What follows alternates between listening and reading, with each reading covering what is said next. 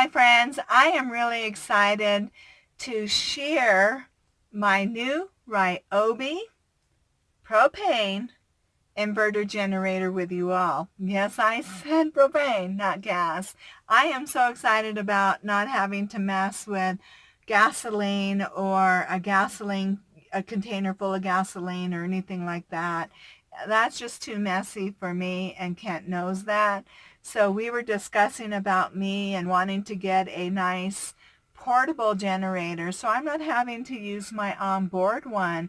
My onboard generator is a 4,000 watt generator, and it's going to burn a lot of gasoline from my engine, which I want all the engine gasoline that I can save when I'm traveling. So this just seemed to be the most ideal thing and perfect for me, because all I have to do is hook it up to a propane tank, and that just fit my needs perfectly. Now I do have an LP detector on board, so I highly recommend, if you're carrying any kind of propane or extra propane and stuff like that on board, to have an LP type detector. Mine's built in, so it also, because I have a built-in propane tank as well, if anything seeped from my stove or anything like that, or furnace, it will detect it. So I feel very safe. It's been checked, and I will be having to carry an extra tank with me. I bought an 11-pound tank, so you're going to see that I'll be using also to hook up to the generator. So I am good when it comes to having anything detected while carrying something like that on board. But I personally feel safer doing that and carrying, propane than I do the gasoline, because of the wonderful detectors that they have out there to help everybody that are traveling like this, okay? Now it is a 900 watt inverter generator. So the great thing about it is it's great for people that don't have a high energy need. Okay, so if you have a larger amount of stuff that you're going to need to have an energy source to, it's probably not going to do the job for you. It's not going to do a microwave. It's not going to fire up an AC unit or anything like that. Most of my needs are just small electronics, or like to reboost my house battery on a cloudy day, when if it's cloudy for several days in a row and my house batteries weren't getting back up to full capacity, then it's perfect to help with that situation. Another thing you can do is, and again, because it has an inverter, it has a AC plug-in on the outside of it, so you'll see, which you can put it far away if you want to, away from your rig, put an extension cord and be able to, use it. You can even use it up closer, and then use it straight from the unit itself, or plug it to your rig. Like in my case, I would plug it to my rig, and then I could use my plugins inside my rig, my AC type plugins. So that's the advantage versus RV, or even if you have a van, that's how you could use it, is using it from the AC source with an extension cord, and then you could, use it to recharge your devices and stuff like that. So I can't wait to share, okay? And once you see it, then it'll all make sense on how everything is working with it, okay? So let's go take a peek at those original clips, or the first clips when I first got it, and we were unboxing it and going through the process of looking at it, firing it up, and then I'll give you a little tip towards the last clip of after we've been using it for a while, and how we're hooking it up to the bulk tank, okay? All right, so we're going to unbox my Ryobi 900 watt propane inverter generator. So there it is before we take it out of the box. And it runs on 1 pound or 20-pound tank. Actually, I have this 11-pound one that's going to work fine. It just runs on anything as long as you just connect a extension cord to it. And so it's supposed to be pretty quiet. And I wanted something I didn't have to mess with gasoline.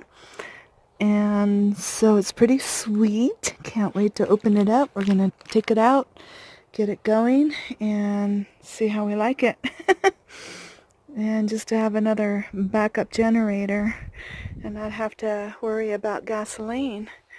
Alright, so I'll give you more information about it in a little bit, but it's a 700 watt running watts, and then it's 3 hours of run time at 25% load, 60 on the 1 pound tank, and then 20 on a 20-pound tank. It's 60 hours of run time at 25% load. So that's the running watts, and can go up to 900 watts. So pretty sweet. Alright, so we're going to get it out of here and get it out and check it out. Okay, one other thing I want to point out is it says it's quieter than a standard generator, and it gives its noise 61 dBA to regular generators are 78 dBA, so I'm hoping that it is, pretty quiet. I didn't even know they made propane generators, so this is pretty cool. Okay, now I'm going to take it out. So one of the things, it comes with a cord, and we did read that one of the downfalls was it has a very short cord, and it really should come with a longer cord. Also, it's kind of buggers up trying to get that, screwed in there. But we have a longer cord that we bought to hook to that bottle there. So now he's putting in the 1 pound bottle. Bottle screws in fine. Yeah, and some people were complaining that we saw a couple videos that it was kind of, I don't know if that has to stay on or off, but is like really tight to get it in there. But look, he's not having any problems at all. The bottle goes in fine. Yeah, the threading isn't right on that. Yeah. So that went in really nice, and they were saying that this was really tight. But you have a lot of room on the outside here to screw that in. It's tight around the bottle, but yeah, no, that went in really nice. Yeah. So we don't see any problem with that. But this is kind of ridiculous too, honestly, to sell something with that size of small cord. So anyway, so we're going to go get cord for the bulk bottle. Yeah, for your bulk bottle, but that's ridiculous to come with, that's only going to go that far away from the... Longer. Yeah, so we're going to go get ours that we the other cord. Bought the longer one. Okay, so to start it out, we have to put oil in it. And it comes with oil. Comes with and these are the Torx type screws that I hate to see, because then you have to go monkey. You get a screwdriver with it. A special screwdriver? Or? Well, it's just a standard. I don't know what. Oh, standard. Okay. Torx. Okay. Phillips. So it comes with one comes with the oil. Thing of oil. And how much oil is it going to take? I think it's just the bottle. The whole bottle? Yeah. Okay. Okay, so he's putting the oil in.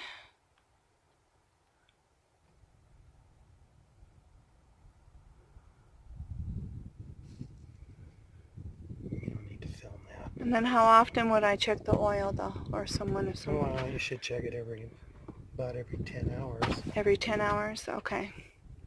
Every 25. I mean, they say to check it every time before you run. It depends on how often. I mean, obviously, but 10 hours. So if you're using it a lot, or if there's time in between, then check it in between. Yeah, they probably recommend changing it. Because the worst thing you can do, right, with a generator is to run it without oil. Common sense. That's a good way of ruining any engine. All right. That's good. So there's a little thing there to... you want it up just so you can see it. Okay, so you want to be able to see it in there. And then... Check the oil level. Okay. I don't know if this has got a low oil shutdown or not. Yeah, we'll look at the instructions, yeah. I think it does have a warning thing that says caution. I was reading a couple things that will come up if you're in trouble or running low oil or a couple other issues. Oh, I see. So you had to actually unscrew that. Yeah, you have to take the side off. So it would be much nicer if they had just thumb screws to take this off, so you didn't have to monkey around. Well, with the screws with a screwdriver, but okay, so that has to come off. Okay. And then it's got that Torx type. Okay. So while you put that, I'll go get the longer cord. So there's a primer. So what do I do? Are you filming? Yeah. Okay. Just also pump it a couple times. Hit it a couple times. Yeah, you can hear gas going. Yeah, I heard that. So, and then... I guess the on says okay, on, so it says on off. Yeah, it's on all the time, so it's not a regular. Okay, watch well, that's weird. Okay.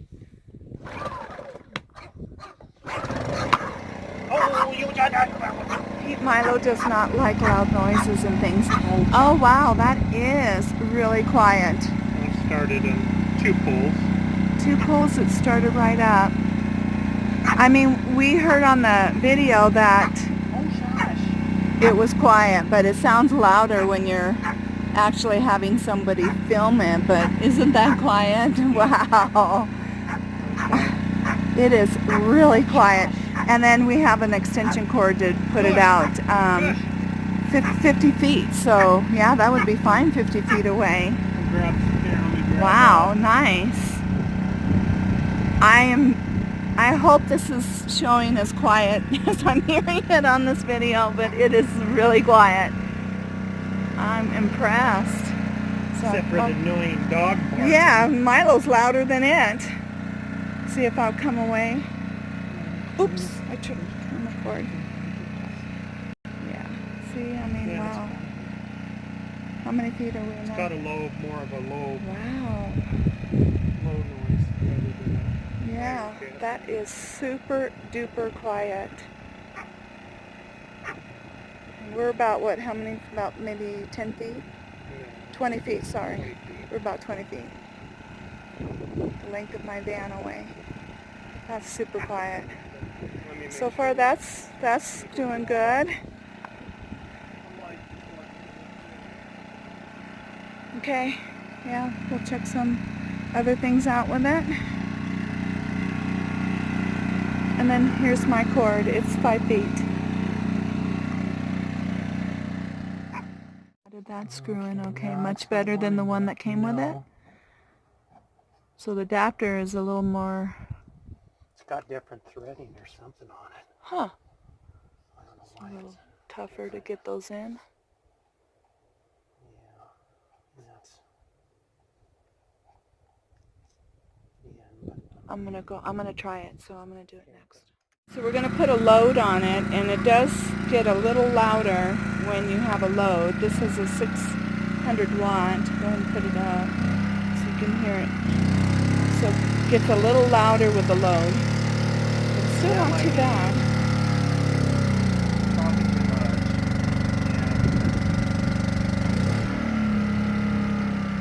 Yeah, it might be about 800 watts, so that's pushing it.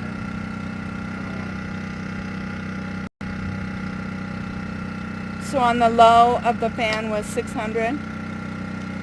No, on the first setting I think was probably, I can't remember what this is, maybe about 750. Okay, so that's kind of right near close to the limit net of that. to the limit. No, it was definitely... And it did beef up a little bit louder when you put a load on it, but still not bad at all. I mean, he had a light going on it. If you want to charge something up. Mainly I got it if I needed to charge up my battery if I have cloudy conditions, and maybe if I don't have enough solar to get my battery back up to bank. That's what I wanted to use this for too.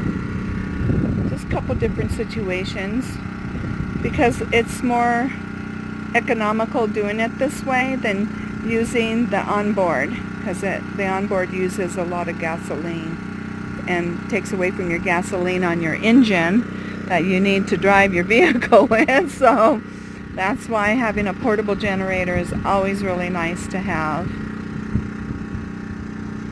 So we did have trouble getting that threaded up, but you just have to get it at the right angle, and then we finally got it attached. But we're just going to always leave this cord connected to it, so all we have to do is just connect our bulk bottle to it and just leave this cord attached, and then we're going to leave a 5 foot one on it just to make it easier.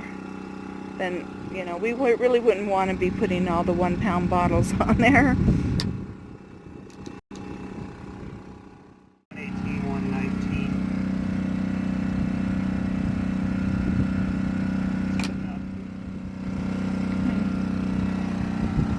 The correct voltage. Cool. Well, we're at our new spot. We've actually been to a couple spots since having it, and it's worked out really well, and especially being to the bulk tank. So that's how we've been using it still, and it's been working out really well that way. And yeah, so it's pretty quiet. I'm still pretty impressed of how quiet it is. But you got to also be mindful of not overloading it because of the 700 running watts.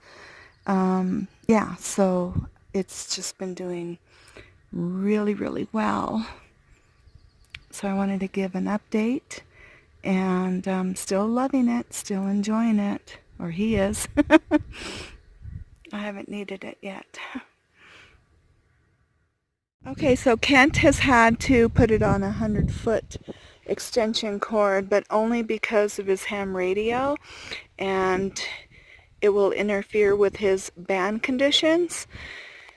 Other than that, and any generator would do that, so he has to put any generator about 100 feet away, but he has had it 50 feet away, but because of a field day event that he had going on, he had a lot more antennas out. It just was going to be causing too much interference. So we're really happy with it. As far as noise level, really 50 feet away is where he's been doing it. It's been fine, other than, like I said, just because of the band, interfering with band conditions, which is a whole different issue. As a ham radio amateur operator, we just have to give it enough distance away for those reasons, okay? But still very happy with it, as I mentioned. Yeah, we're just, yeah, working out really well. Now you can see how it is a great little unit. It is about 20 pounds, so I do have to be careful with anything over 10 pounds to 15. I mean, I can lift it, but just like a very short distance. So right now I haven't had to use it. Kent has been using it, as I mentioned in the previous clip.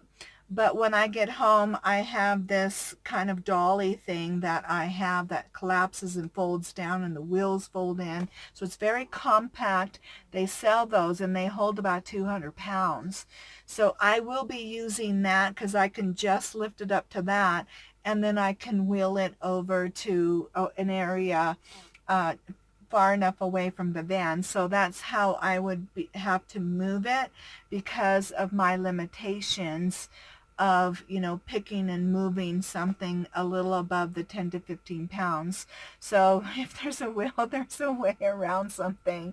And I'm pretty sure I kept my little dolly thing, and it's in my storage unit, I'm pretty sure. But if not, then I will be buying another one for many reasons, because it's very helpful in this lifestyle. And when I get it, I'll have to share that with everybody as well, okay? But I hope you enjoyed learning about my Ryobi propane generator, and I highly recommend it for people that, again, don't have a lot of energy, you know, use. Then it would be perfect for your situation, because you don't want to put too much load onto it, obviously, than what the capacity of it can hold, okay? All right, so I love you all, and I'll see you in the next video.